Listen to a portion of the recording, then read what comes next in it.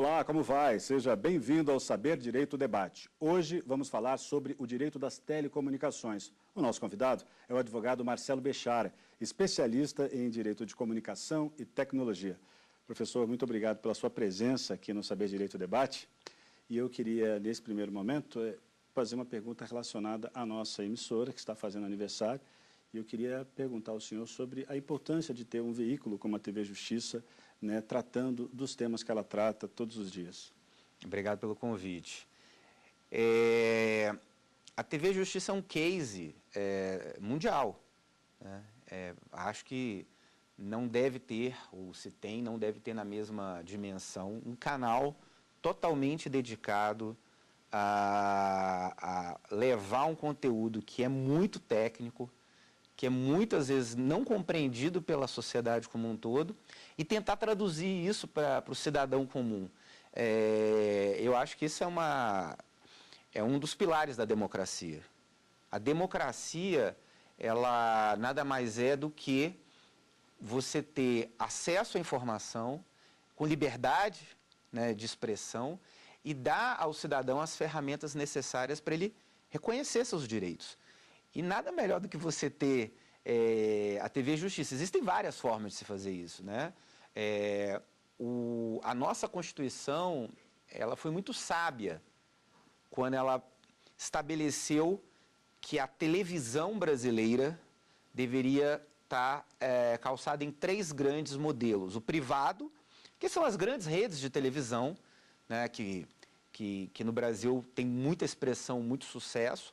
O público, né, que são as TVs educativas, algumas rádios comunitárias, né, que atuam voltado mais para um conteúdo que segue uma lógica um pouco diferente, e o estatal, que é o caso da TV Justiça, que nada mais é do que levar a transparência daquilo que é decidido de um dos grandes poderes da República, que é o Poder Judiciário, e traduzir isso para a sociedade. Eu acho extraordinário, parabenizo os 15 anos e desejo mais 100, no mínimo, aí para a TV Justiça. Obrigado. E nesse sentido, acho que o Saber Direito está bem inserido, né? Porque ajuda também a destrinchar todos esses temas. É um programa que ajuda, né? No sentido de levar esses temas para a população também, né? Sem dúvida. Você tentar... Imagina o número de alunos, né? Não só estudantes de direito, mas também professores, algumas pessoas que não têm formação jurídica, mas que precisam ter algum nível de conhecimento para prestação de alguns concursos públicos que hoje exigem, né? Mesmo que você não seja formado em direito, mas tem que ter um conhecimento de alguma legislação, etc.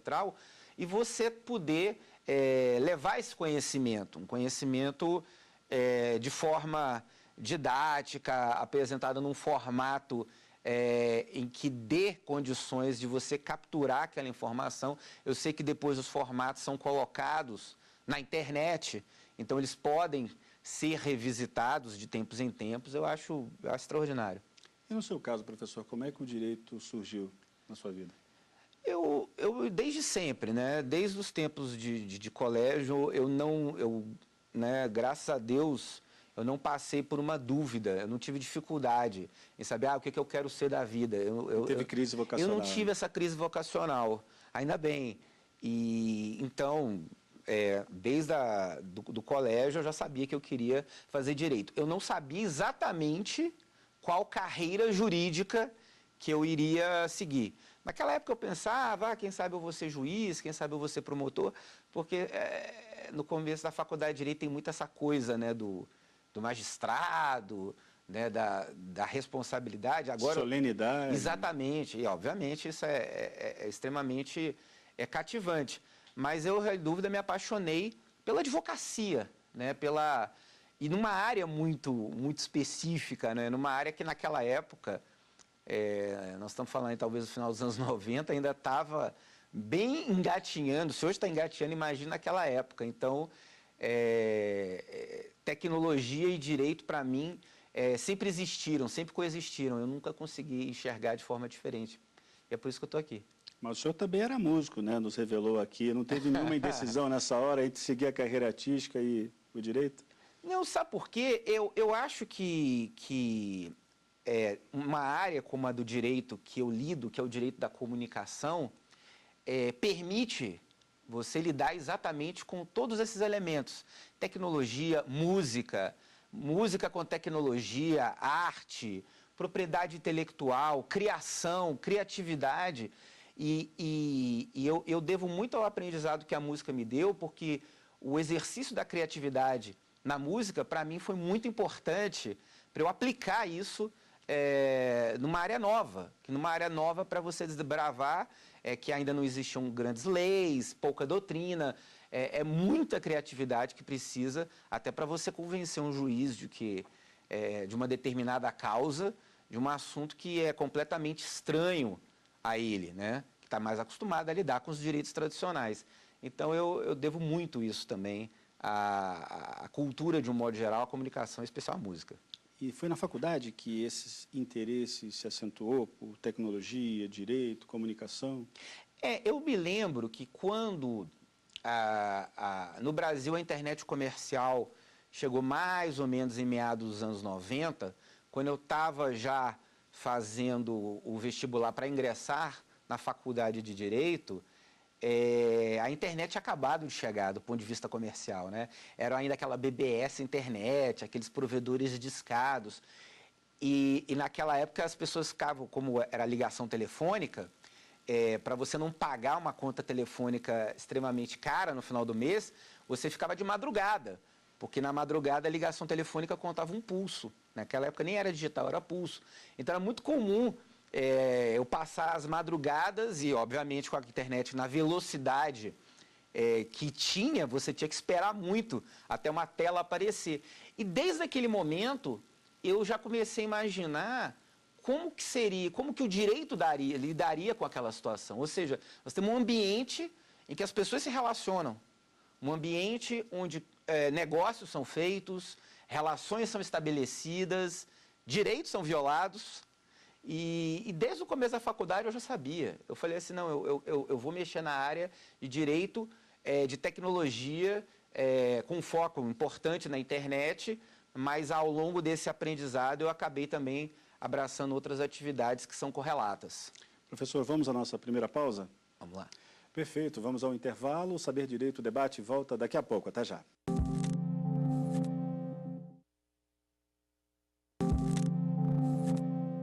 O Saber Direito Debate está de volta, hoje com o advogado Marcelo Bechara, especialista em Direito de Comunicação e Tecnologia. Professor, ao longo da semana foi exibido o curso, né, que o senhor deu aqui na TV Justiça, e a pergunta é: a quem esse material foi voltado?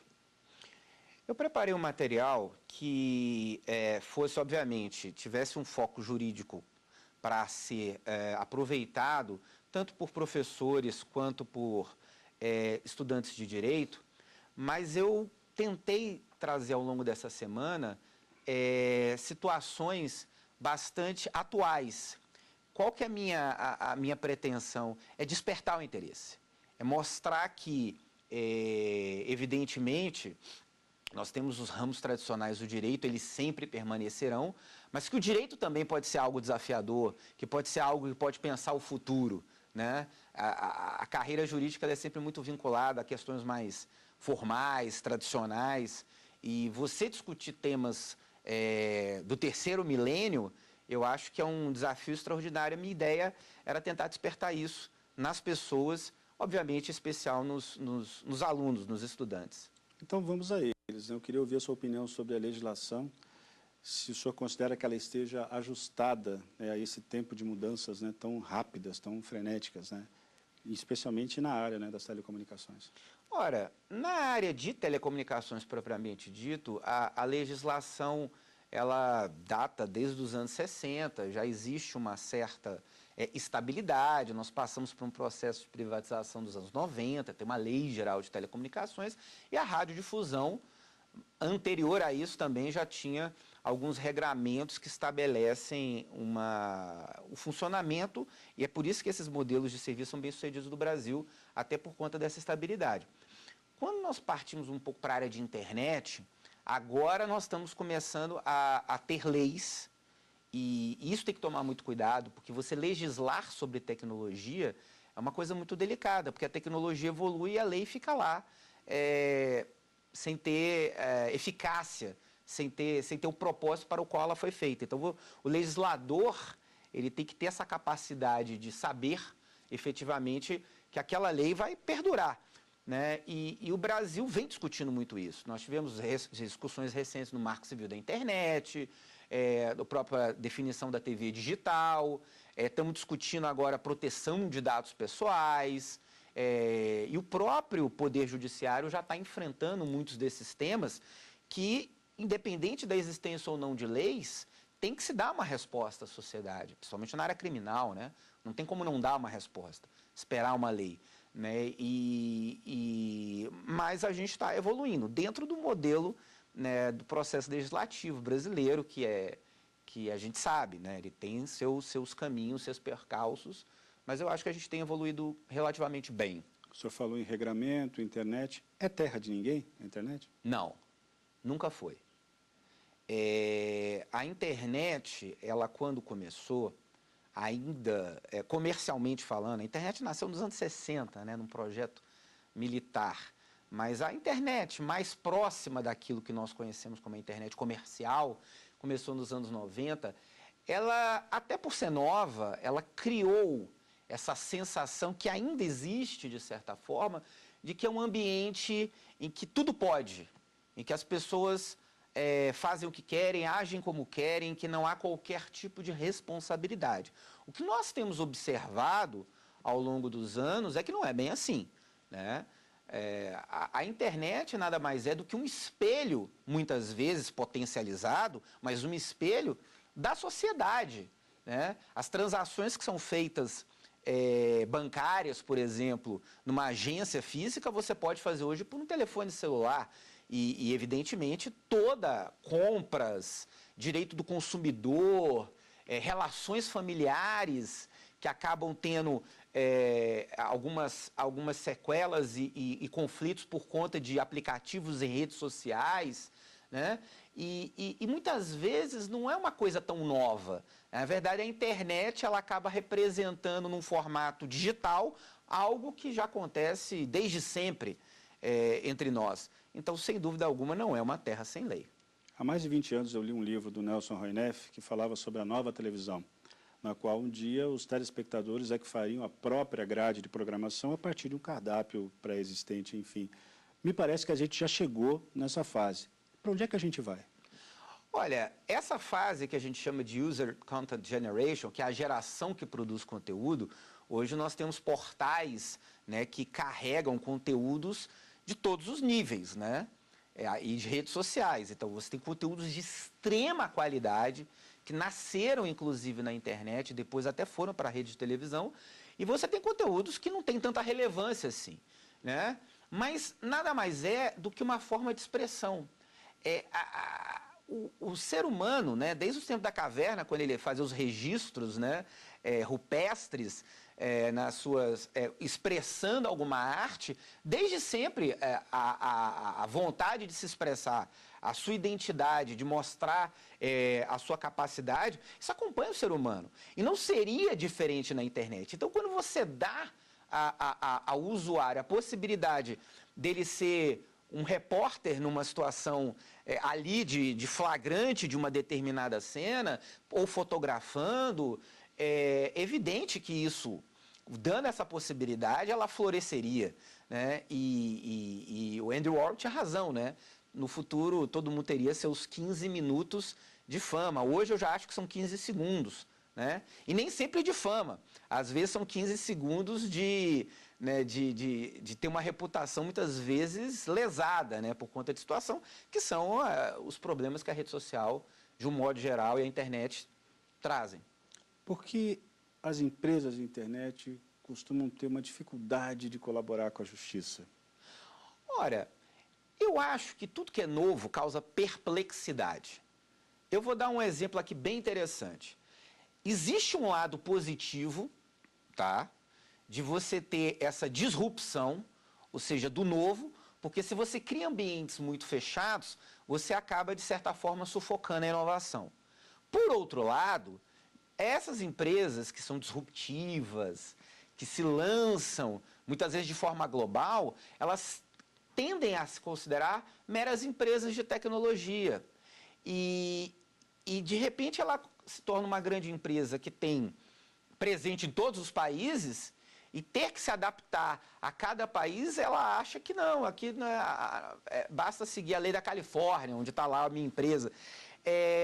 Mas com o passar do tempo, à medida que a empresa vai amadurecendo e que as instituições vão amadurecendo também em entender que existe um novo modelo, o que se tem observado é exatamente que as empresas, mais cedo ou mais tarde, acabam colaborando com a justiça, entendendo que apesar de ser um negócio disruptivo, inovador e importante, mas que existem direitos, existem responsabilidades que precisam ser observadas. Então, é uma questão de acomodação, mas no final, a justiça sempre prevalece. Ok, vamos a mais um intervalo. Daqui a pouquinho a gente volta com o Saber Direito Debate. Não saia daí.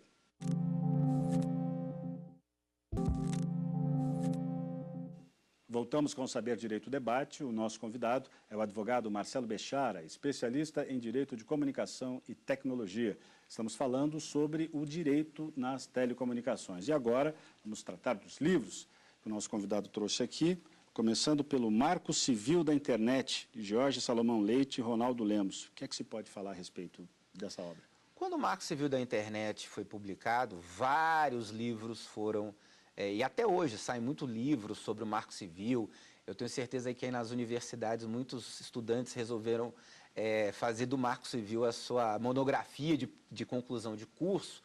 E, então eu resolvi escolher um livro que tivesse uma abrangência importante sobre o Marco Civil. Tem vários autores que já estudam o tema há bastante tempo.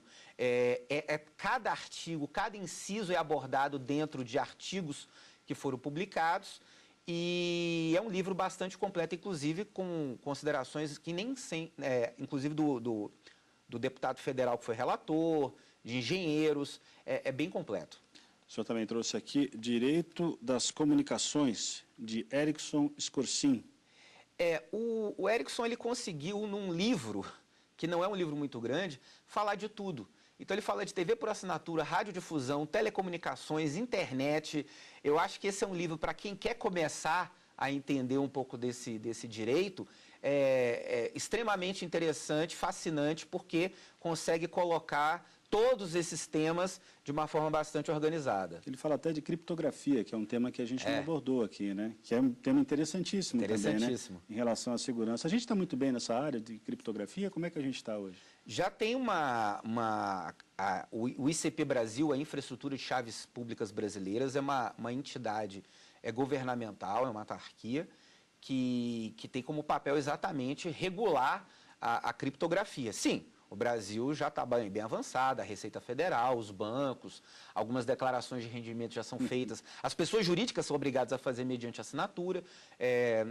Nós estamos bem nesse campo da criptografia também. O senhor trouxe aqui também Telecomunicações, Doutrina, Jurisprudência, Legislação e Regulação Setorial, de Floriano de Azevedo Marques Neto e Milene Luiz e René Cossione. Exatamente. Esse é um livro que fala de telecomunicações, ponto. Ele tem uma visão muito regulatória, então, que é o direito administrativo moderno. Então, quem quiser entender da Lei Geral de Telecomunicações, de Anatel, e todas aquele emaranhado de normas que são específicas desse campo regulado, que tem uma agência reguladora, esse livro, ele preenche plenamente esses requisitos. Já que o senhor falou de Anatel aí, a gente podia também falar da Agência Nacional do Cinema, da Ancine. Qual que é a função dela em relação à TV por assinatura, por exemplo? A Ancine, ela ganhou um papel de relevância muito importante com a Lei 12.485, que é a lei do SEAC, que é o nome técnico para TV por assinatura, e ela tem como função regular as atividades de produção, programação e empacotamento, ou seja, todos os canais que estão disponíveis ao mercado brasileiro pela TV paga têm que estar devidamente registrados pela Ancine. Além disso, a Ancine cuida do fomento, do audiovisual, do cinema, e tem um papel bastante importante na política de cotas, né, que foi estabelecido pela lei. Então, ela cumpre a fiscalização se efetivamente essas cotas de produção independente, produção, estão sendo respeitadas de acordo com a lei. Conteúdo nacional, né? Exatamente. O senhor trouxe também aqui o próprio livro, né? Radiodifusão e TV Digital no Direito Brasileiro, de autoria sua e de Ricardo Capúcio Borges. Esse é um livro que a gente resolveu escrever quando foi adotado o Sistema Brasileiro de Televisão Digital em 2006. Então, ele conta um pouco a história. Ele tem uma natureza jurídica, claro, mas ele também tem uma natureza muito de contar um pouco como é que foi o processo decisório brasileiro até a adoção do padrão japonês. Por que a gente escolheu o padrão japonês? Tecnicamente era o melhor. Era aquele que preenchia, era o mais avançado e o que preenchia os maiores requisitos. O padrão japonês, à época, era o único que já permitia a portabilidade. Ou seja, se hoje é comum você entrar em carros e ver nas telas multimídias, às vezes até em equipamentos GPS e celulares, a televisão digital, inclusive assistindo a TV Justiça no celular, é porque o padrão japonês foi escolhido e que proporcionou isso. A gente está em que fase em relação a essa transição do analógico para o digital? Ainda vai levar um tempo ainda? Ainda vai levar um tempo, mas já existem cidades que já foram, o sinal analógico já foi desligado. Rio Verde, que é no interior do estado de Goiás, que foi um projeto piloto, mas duas grandes cidades, Brasília e São Paulo. E estamos caminhando para desligar Goiânia. Né? Goiânia deve ser desligada ainda em 2017, e algumas outras cidades. Então está indo muito bem, sem barulho, no momento de crise. Todos os países que fizeram isso tiveram muita dificuldade, e nós estamos conseguindo fazer essa transição de uma forma muito interessante e muito harmônica. O nosso modelo hoje de radiodifusão em relação a outros países, como é que o senhor avalia? Eu acho que o modelo brasileiro é um modelo muito bem sucedido. A gente tem quando você olha o mercado americano, ele é muito voltado para a TV privada. Tem a TV pública, mas o foco é a TV privada. Quando você olha o mercado europeu, existe um foco muito importante na TV pública. Né? O Brasil, você tem uma TV privada de excelente qualidade, que exporta produtos para o mundo inteiro. E você também tem TV pública de qualidade, algumas públicas, como no estado de São Paulo, como no estado de Minas Gerais, né? A própria EBC, e você tem as TVs estatais, né? Justiça, Câmara, Senado, e que inspirou, inclusive, várias assembleias legislativas pelo país de também terceirizar seus canais. Eu acho que isso é bastante completo. Eu refuto um modelo extremamente bem sucedido. Agora, falando sobre instâncias da Justiça, uma decisão do STF, por exemplo, relacionada a um site que está hospedado num outro país, essa decisão vai valer, mesmo que esse site esteja num ambiente digital no exterior? Eu acredito que sim, né? A primeira coisa que a gente tem que observar é, se o STF teve que decidir sobre um site que está hospedado no exterior, mas independente dele estar hospedado no exterior, se chegou a uma relevância da Suprema Corte, é porque não é um site qualquer. Não estamos falando de um blog, um sitezinho, nós estamos falando de uma atividade que tenha relevância dentro do Brasil, que, portanto, repercuta no país. Então, já foram tomadas várias decisões em relação até porque quando essas empresas crescem, elas acabam abrindo filial aqui. Então, até para poder vender, fazer negócios e rentabilizar os seus sites. Então, sim, a decisão do Supremo, no âmbito, evidentemente, da Constituição e dentro do país, ela pode e deve ser respeitada. Professor, eu queria agradecer pelo seu tempo, pelos esclarecimentos que o senhor deu nesse tempinho aqui conosco. Muito obrigado, viu? Muito obrigado. É isso, o Saber Direito Debate fica por aqui, mas você pode rever esta edição na internet. É só acessar tvjustiça.jus.br. Edições anteriores também estão disponíveis lá. Perguntas e sugestões podem ser enviadas para o nosso e-mail, saberdireito@stf.jus.br. Muito obrigado pela companhia. Até semana que vem.